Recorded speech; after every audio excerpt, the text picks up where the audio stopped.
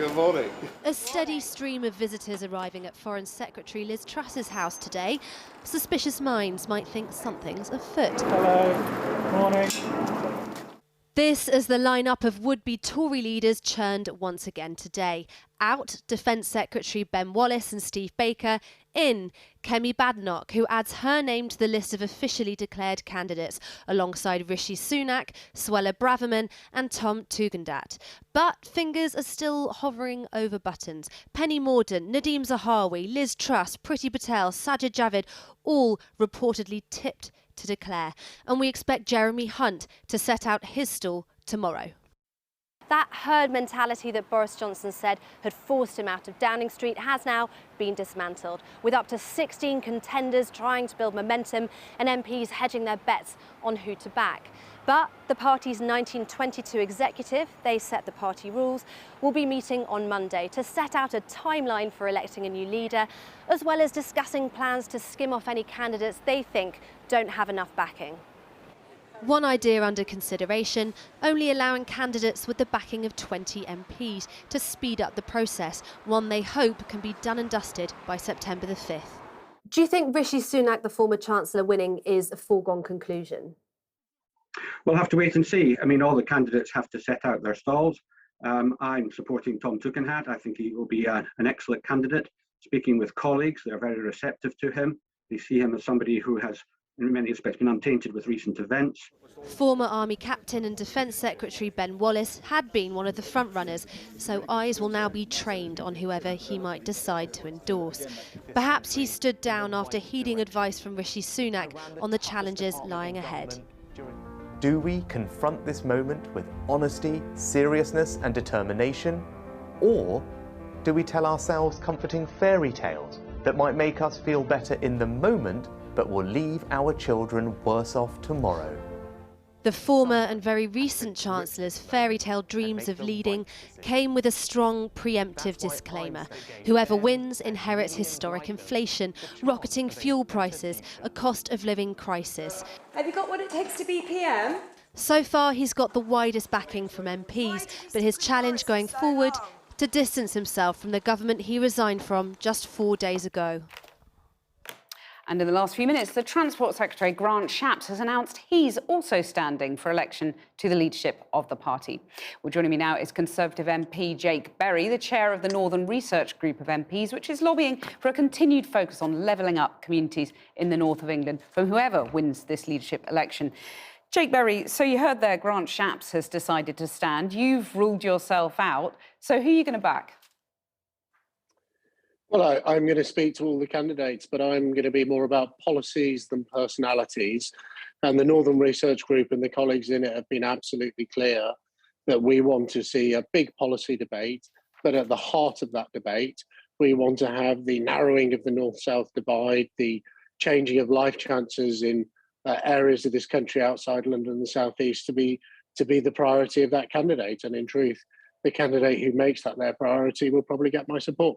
So, given that Rishi Sunak has been part of a government that has failed to meet its levelling up promises so far, is that an argument for someone outside the Boris Johnson cabinet?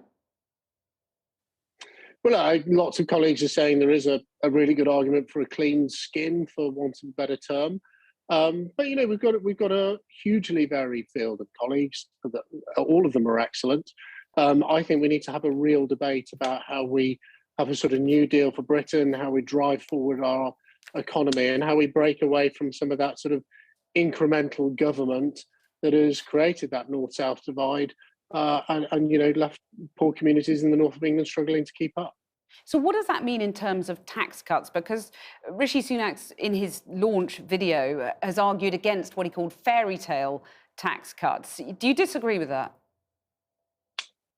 Well, you know, I personally don't think, I mean, I'm not running, so it's not going to be my decision, but I personally don't think that responding to the cost of living crisis by taking money away from people is the right thing to do. The communities that I have the privilege of representing in Rosendale and Darwin, I want to leave more money in their pockets so they can deal with these huge squeezes we're seeing on families' incomes. And I'll certainly be looking for any candidates to come out with costed tax cuts that will help my constituents in this very difficult time. Right, so that does point a little bit away from Rishi Sunak. He's also come under fire from anonymous briefings emanating from Number 10, suggesting that he's been treacherous, one Number 10 official told the FT, leading the charge in bringing down the PM. And actually, Grant Shapps is taking a swipe at that as well, saying he hasn't spent years, quote, mobilising behind the Prime Minister's back.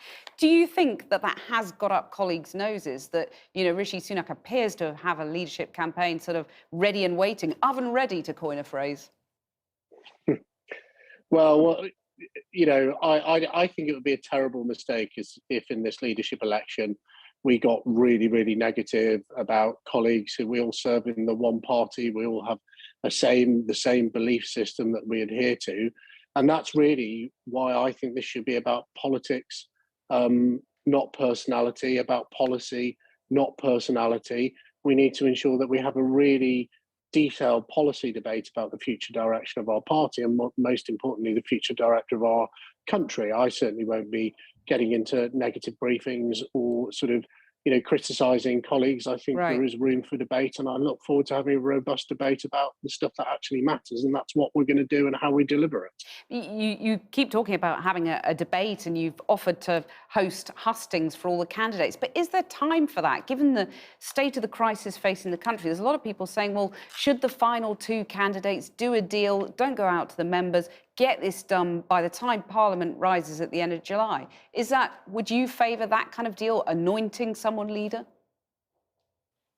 No, I wouldn't favour that. I think what we found out with the public debates, both the televised ones and the ones in front of members, last time it was a real opportunity for grassroots members of the Conservative Party and the general public, although I accept they didn't have a vote, to get to know what each candidate stood for. I think it would be a mistake to have a sort of coronation. I don't think that's right for our country. But I do think, by the way, that you can conduct these things very quickly. I see no reason why you need multiple hustings all over the country. Anyone who's lived through this pandemic would just say, surely we can do it on a video conferencing call of some sort. And of course, the last time the membership vote took a long time because there was no centralised membership. That has now changed. The Conservative Party has a centralised membership, so it should be very quick to send out those ballot papers. So I don't think having a membership vote will unduly delay it, but it's not a step I think we should skip. Ben Wallace, the Defence Secretary, has ruled himself out. Quite a surprise, given that he was the bookie's second favourite. Are you sad he's not going to be standing? And there's a whole array of other people who are.